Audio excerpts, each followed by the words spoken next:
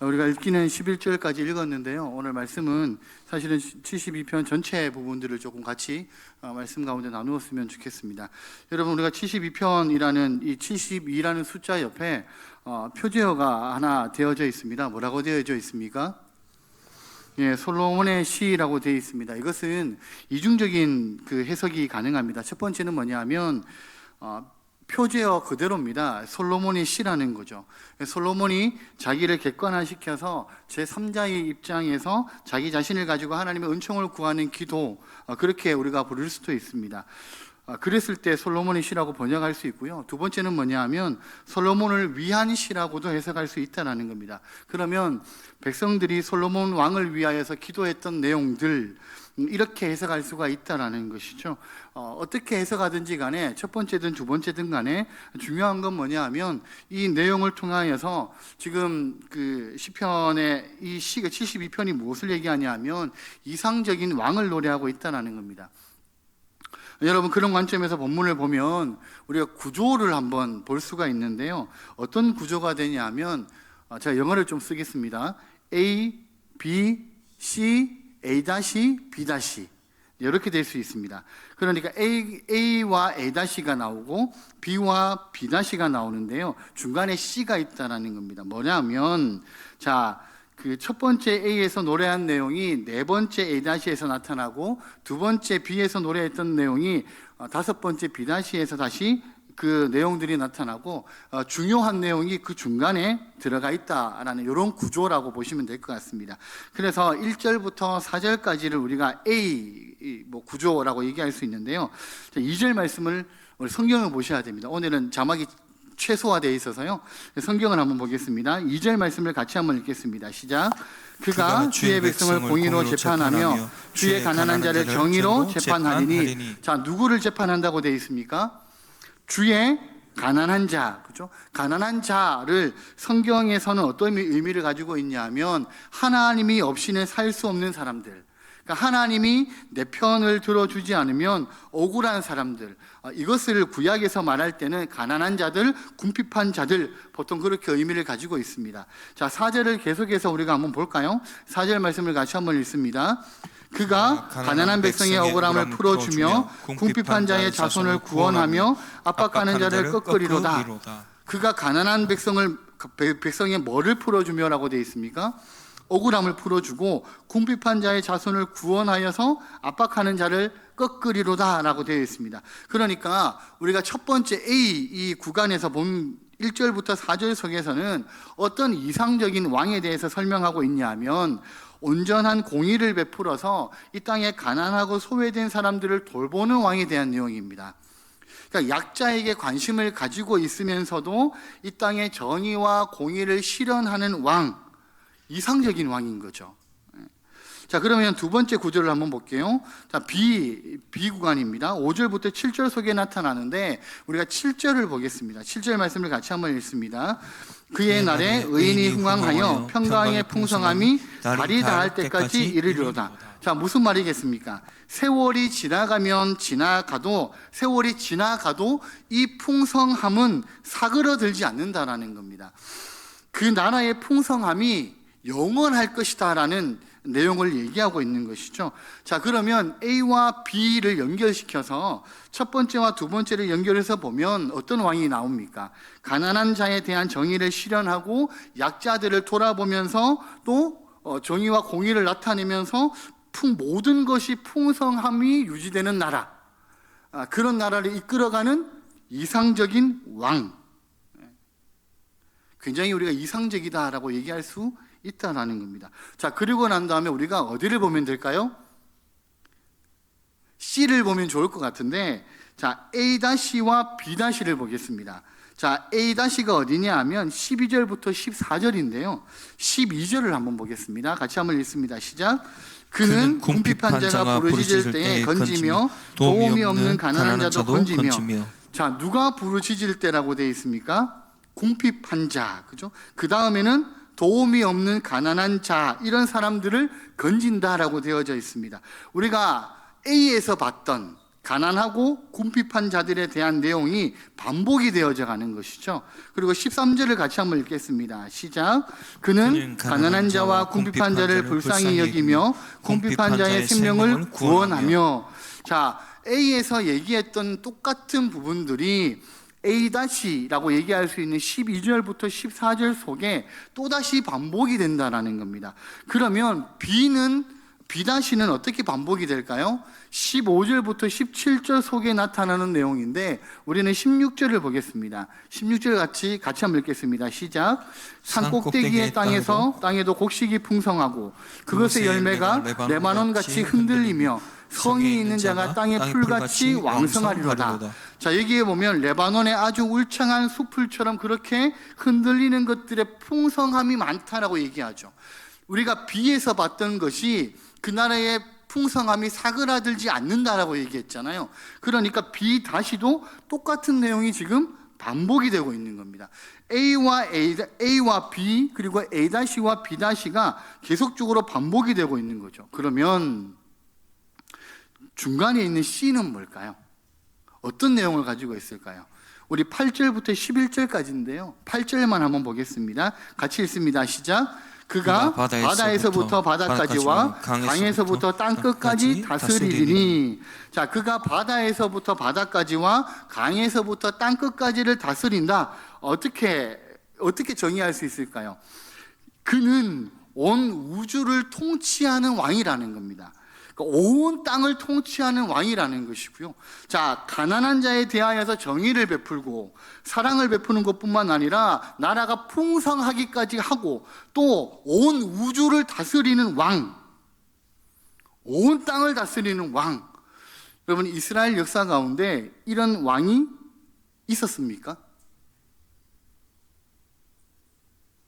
갑자기 막 고민이 되시죠. 있었을까 없었을까? 그렇죠? 네. 없었습니다. 이런 왕은 이스라엘의 모든 역사 가운데 없습니다. 여러분, 그러면 여기서 얘기하고 있는 이 왕은 누구를 얘기하는 것일까요? 이상적인 왕이잖아요. 그렇죠? 그렇기 때문에 누구를 얘기하는 것일까요? 이스라엘 백성들이 고대하고 고대하는 분이 있습니다. 구약에서는 메시아, 그렇죠? 네, 메시아를 고대하는 거죠. 신약에서 누구시죠? 예수 그리스도시죠. 여러분, 이게 이상적인 왕에 대한 내용입니다. 그러니까 메시아에 대한 내용임에도 불구하고 지금 이 표제어가 누구의 시라고 되어 있습니까? 솔로몬의 시라고 되어 있잖아요. 그러면 우리가 이 표제어를 가지고 본문을 한번 생각해 볼 필요가 있는 것이죠. 자, 솔로몬 왕을 생각해 보겠습니다. 자, 예를 들면 우리가 A 구간이었던 1절부터 4절 속에 나타나는 왕이 어떤 왕이라 그랬습니까? 가난한 자들과 궁핍한 자들을 하나님의 정의와 공의로 잘 다스리는 왕. 그죠? 자, 이 왕이 솔로몬 왕과 매치가 됩니까? 되죠. 그죠? 안 된다 하면 틀렸다 얘기할까 고민하실 수도 있는데 맞습니다. 왜 그렇습니까? 처음 솔로몬이 왕이 되었을 때를 우리가 생각해 보면 됩니다. 이제 솔로몬이 왕이 되고 하나님께 예배를 드렸죠. 그리고 하나님께서 솔로몬의 예배를 기뻐 받으셨습니다. 그리고 뭐라고 솔로몬에게 하나님이 말씀하십니까? 야, 나 너에게 뭐 줄까? 이렇게 말씀하시는 거죠. 성경에 이렇게 기록이 안 되어져 있습니다. 네. 야, 솔로몬, 나 너에게 주고 싶은 거 있는데 네가 원하는 거 줄게. 뭐 줄까? 이렇게 얘기하십니다. 그래서 솔로몬이 뭐라고 얘기해요? 하나님, 제가 이 백성들을 잘 다스릴 수 있도록 저에게 지혜를 주십시오. 이렇게 얘기합니다. 그러니까 하나님이 그게 너무 기쁘셨어요. 그래서 솔로몬에게 지혜뿐만 아니라 다른 여러 가지 것들도 부귀와 명예도 솔로몬에게 다 주시죠. 여러분, 이게 1절에서부터 4절까지의 내용과 비슷하나요? 비슷하지 않습니까? 비슷합니다. 이스라엘 백성들을 제가 지혜롭게 잘 다스릴 수 있도록 하나님 저에게 지혜를 주십시오. 솔로몬의 원래 출발이 이랬다라는 거예요. 자, 그래서 아까 전에 얘기했던 것처럼 우리가 표제어가 솔로몬을 위한 시가 되든 아니면 솔로몬이 자기의 염원을 담은 기도의 내용이든지 간에 이 72편의 표제어가 이 솔로몬의 처음 모습과는 매치가 됩니다. 근데 여러분, 우리가 솔로몬의 인생을 알잖아요. 우리는 이미 솔로몬이 어떤 인생을 살았는지 알고 있습니다. 솔로몬의 출발은 좋았는데 근데 문제가 생기죠. 어떤 문제가 생깁니까? 솔로몬의 하나님께서 부어주셨던 놀라운 은혜로 말미암아 솔로몬의 명성이 높아지고 부귀를 얻게 되고 나라가 점점 강하여져 갑니다. 그래서 많은 그 나라들이 솔로몬에게 정략조론을 신청하게 되고 그리고 많은 아내들을 맞이하게 됩니다. 그러면서 솔로몬이 한 가지 잊어버린 게 있습니다. 누구를 잊어버렸을까요? 하나님을 잊어버린 것이죠.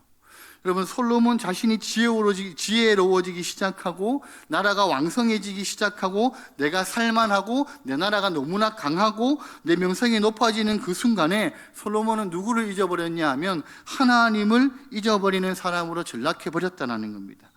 여러분, 그렇다면 오늘 72편이 얘기하고 있는 솔로몬이 이 내용이 지금 우리가 솔로몬과 연결시킬 수가 있을까요? 여기서 얘기하고 있는 이상적인 왕이 솔로몬과 연결시킬 수 있을까요? 그렇지 않다는 겁니다. 솔로몬은요, 72편이 얘기하고 있는 이상적인 왕과는 거리가 멀다라는 것이죠. 그러면 여러분, 솔로몬이 하나님과 멀어진 이 모습이 사실은 오늘 우리들의 문제일 수도 있다라는 겁니다. 하나님을 잊어버리는 이 모습이 오늘을 살아가고 있는 현대의 삶을 살아가고 있는 우리들의 모습일 수도 있다라는 거예요. 그러면 솔로몬이 왜 하나님을 잊어버리고 왜 하나님과 멀어지기를 시작했을까요? 그것을 우리가 얘기하려면 두 가지 사상이 좀 필요합니다.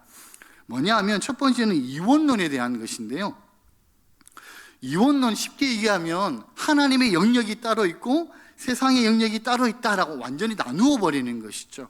자, 주일날 교회에 와서는 거룩하게 예배를 드려요. 거룩한 삶을 삽니다. 그리고 왜요? 교회는 거룩한 장소이기 때문입니다. 하나님을 얘기할 수 있는 거룩한 장소이고 여기서 거룩한 예배를 드려야 하고 거룩한 시간이기 때문에 나는 교회에서만큼은 거룩한 삶을 살아야 되는 거죠. 근데 교회 문 밖을 딱 나가면 어떤 삶으로 바뀝니까? 세상에 나가서는 그리스도인의 삶의 방식으로 사는 게 아니라 세상의 삶의 방식으로 사는 거예요. 교회는 거룩한 곳이기 때문에 하나님의 영역이고 세상은 거룩한 영역이 아니기 때문에 세상에서는 내가 마음대로 살아도 된다는 것이죠.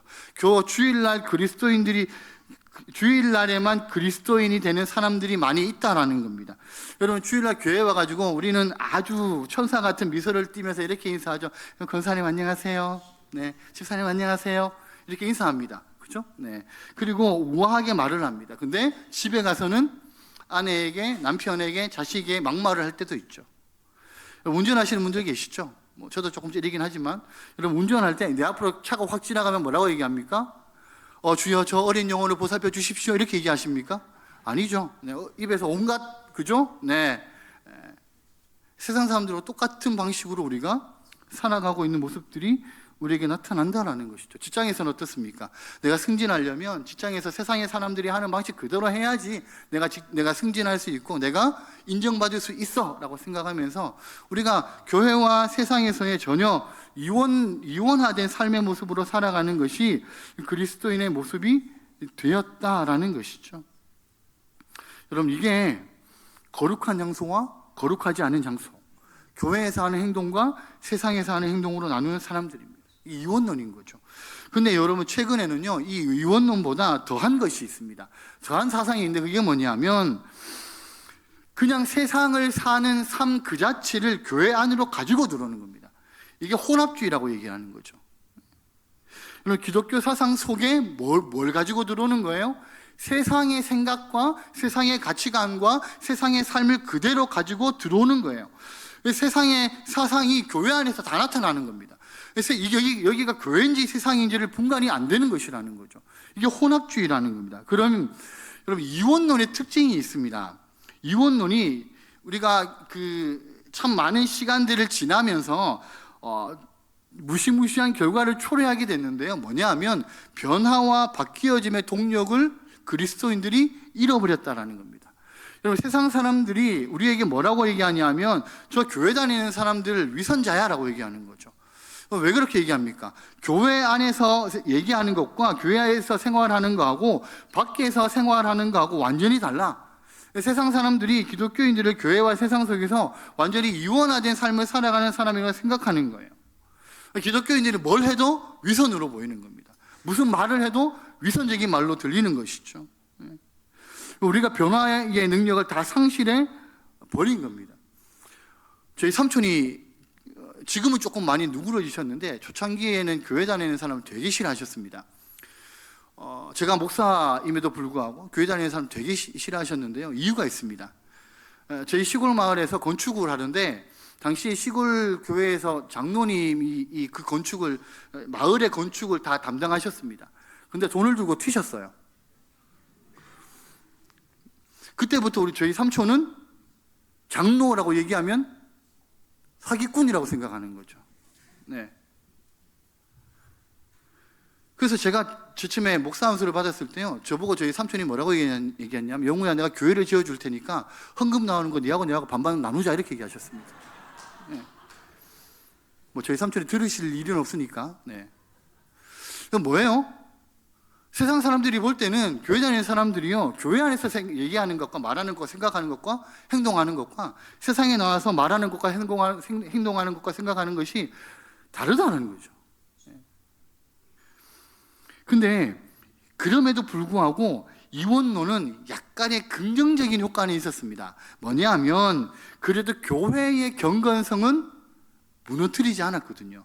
그래도 교회 안에 오면 질서가 있고 예의가 있었고 마땅히 사람이 해야 할 거룩한 그런 모습이 있으려고 노력했다라는 겁니다. 그런데 이제는 혼합주의가 들어오면서부터요, 그것마저 다 무너졌다라는 거예요. 세상에서 엉망으로 사는 거는 말할 것도 없고 그 엉망으로 사는 그 삶 자체를 그냥 교회 안으로 가지고 들어오는 거예요. 그래서 교회가 성경적인 권위 안에 성경적인 가치관 위에 그렇게 교회 안에서 이루어지는 게 아니라 세상의 가치관들이 그대로 교회 안에서 나타나는 것이죠. 물질적인 가치관, 명성적인 가치관, 세상적인 가치관들이 다 들어온다는 겁니다. 여러분, 그것이 오늘날의 문제라는 것이죠. 여러분, 근데 이것이 언제부터 시작되었을까요? 우리 때에 와서 시작되었을까요? 그렇지 않다라는 거예요. 여러분, 북쪽 이스라엘 초대 왕이 누구신지 아십니까? 이스라엘이 남과 북으로 바뀌었잖아요. 북쪽 이스라엘의 초대 왕이 누굴까요? 헷갈리시죠? 1번은 여로보암, 2번은 르호보암. 누굴까요? 여로보암이죠. 그죠? 자, 이 여로보암의 죄가 뭡니까?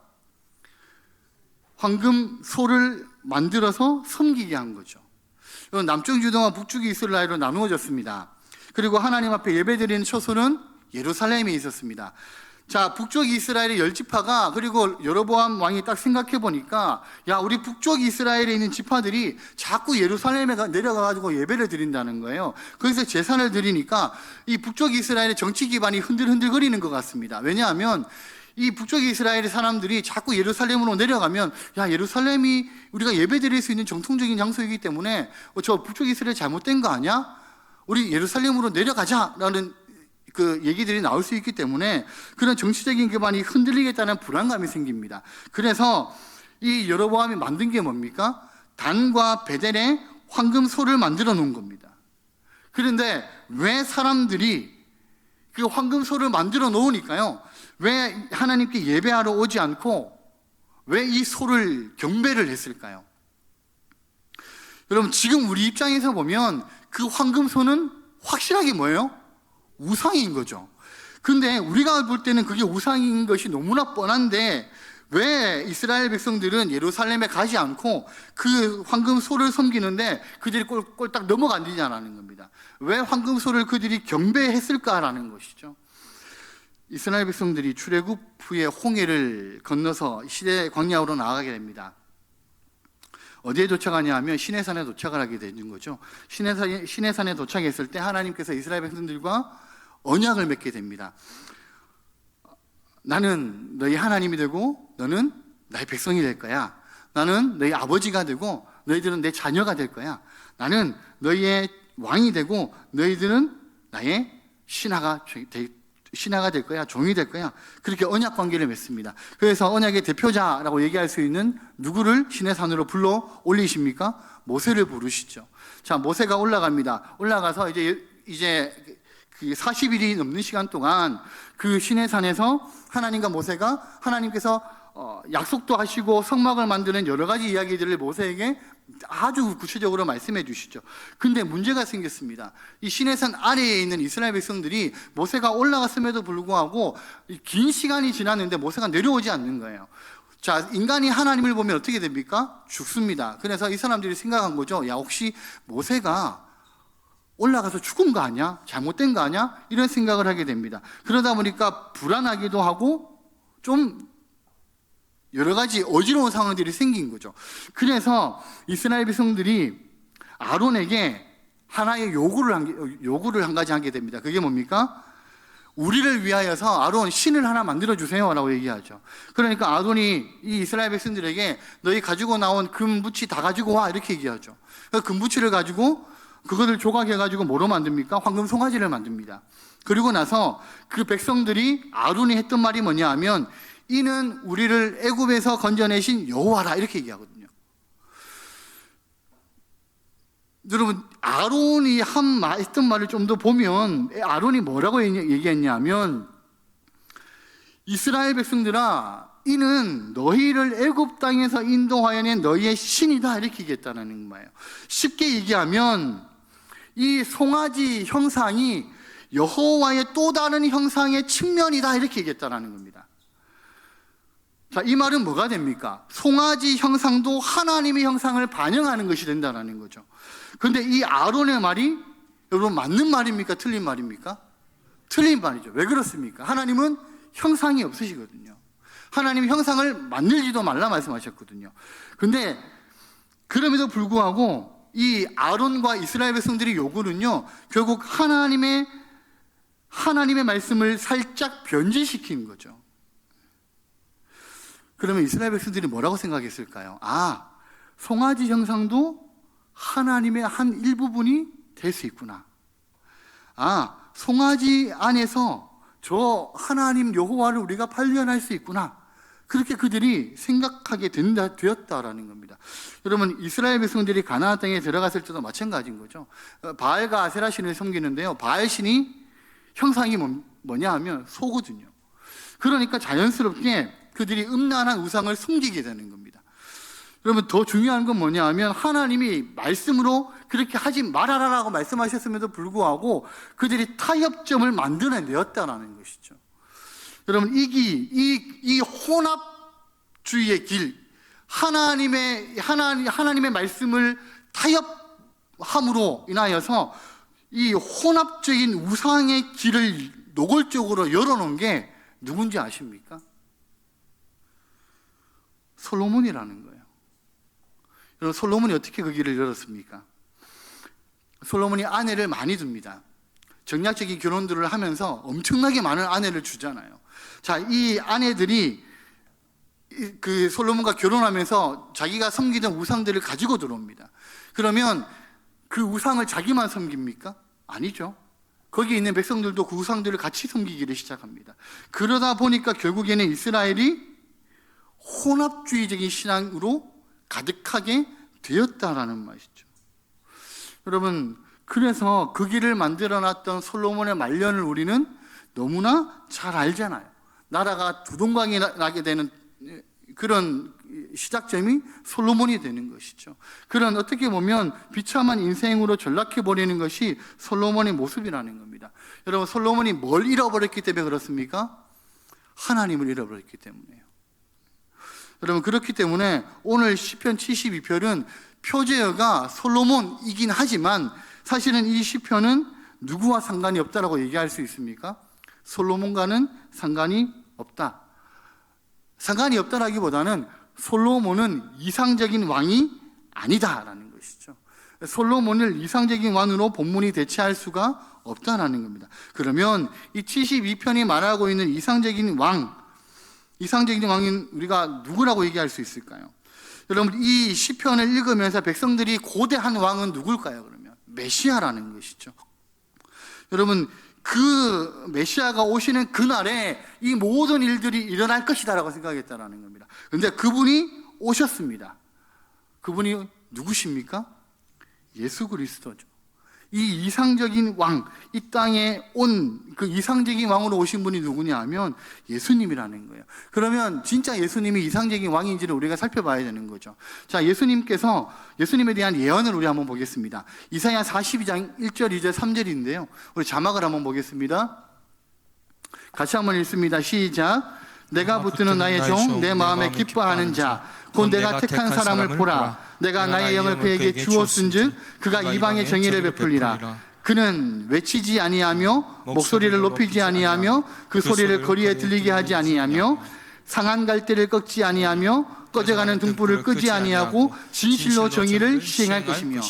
자, 이사야 42장에서 말씀하고 있는 분이 어떤 분이세요? 예수님에 대한 말씀이잖아요. 자, 거기 3절에 보면 뭐라고 되어 있습니까? 상한 갈대를 꺾지 아니하시고 꺼져가는 등불을 끄지 아니하시는 분. 이 말은요, 가난하고 소외된 사람을 사랑하시는 분이라는 말입니다.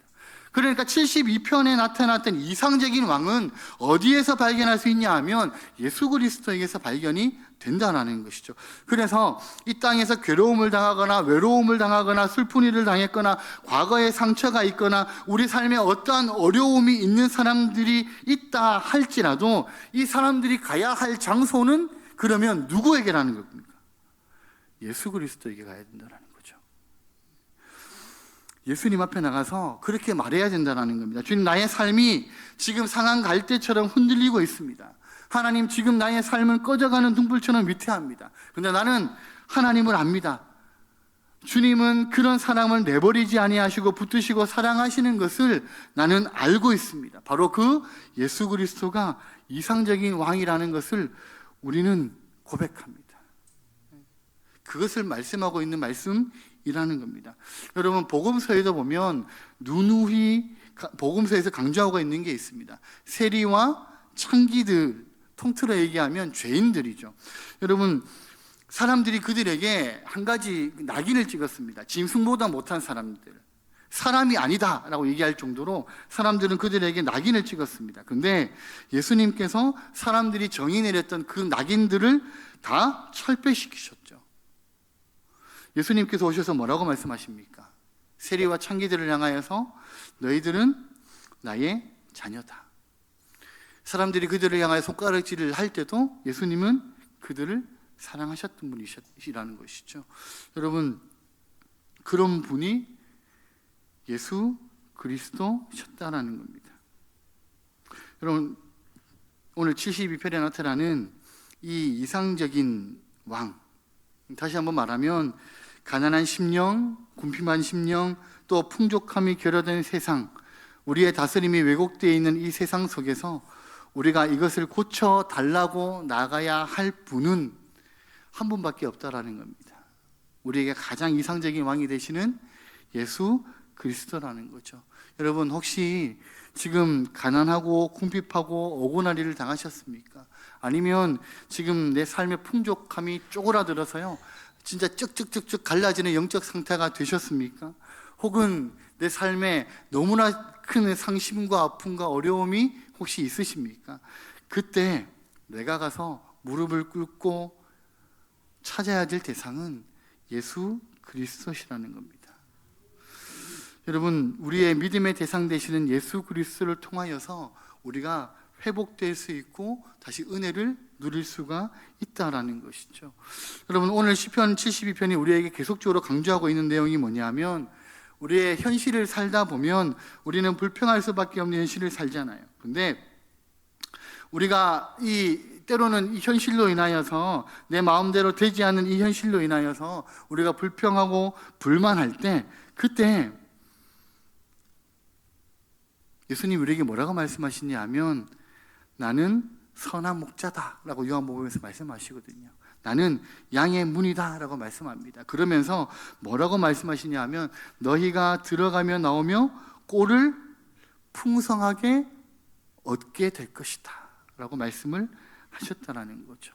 여러분, 우리의 모든 문제, 우리의 모든 고민, 우리의 모든 아픔, 우리의 모든 생각하고 있는 그 모든 것들을 우리가 예수 그리스도 앞에 가지고 나가게 된다면 그분께서 우리를 가장 이상적인 왕으로 우리를 회복시켜 주시고 우리에게 놀라운 은혜를 베풀어 주실 것이라는 겁니다. 여러분, 말씀을 맺겠습니다. 이 세상에 이상적인 왕은 없습니다. 여러분, 이 다윗도 이상적인 왕이 아니었고요, 솔로몬도 이상적인 왕은 아니었습니다. 이상적인 왕은 이 세상에서는 불가능합니다. 예수 그리스도 안에서만 발견할 수가 있다라는 것이죠. 여러분, 우리가 어려울 때, 힘겨울 때, 상처받았을 때, 고난이 찾아올 때, 풍족함이 다 상실되었을 때 우리가 갈 수 있는 장소는 한 군데라는 겁니다. 예수 그리스도의 십자가 앞에, 예수 그리스도 앞에 무릎을 꿇을 수 있어야 된다는 것이고, 그분 앞에서 우리는 기도해야 된다는 겁니다. 그러면 우리의 왕이 되시고 우리의 주인이 되시는 그 예수님께서 우리가 고백하는 대로, 우리가 믿는 대로 그 믿음의 삶을 살아가게 하실 것이라는 거죠. 그 우리의 왕이 되신 예수 그리스도를 온전히 의지하시면서, 첫 번째, 하나님을 잃어버리지 마십시오. 우리의 삶이 어떠하든, 우리의 상황이 어떠하든 솔로몬과 같이 하나님을 잃어버려서 우리의 삶이 피폐하게 되는 것이 아니라, 날마다 우리가 민감하게 하나님 앞에 나아갈 때 하나님이 주시는 풍족함으로 누리시는 우리 성도님들이 되시기를 바라고, 또 우리의 가장 이상적인 왕이 되신 예수 그리스도 앞에 우리의 기도의 제목들을 내려놓고 그 왕 되시는 주님 앞에 나아가게 될 때 우리를 회복시켜 주시는 놀라운 은혜를 경험하게 되실 것이라는 겁니다. 그 하나님 바라보시는, 그리고 그 하나님 바라보시면서 그 예수 그리스도 의지하시면서 이번 한 주를 또한 믿음 가운데 힘차게 살아가시는 우리 모든 성도님들의 삶이 되시기를 예수님의 이름으로 축복합니다.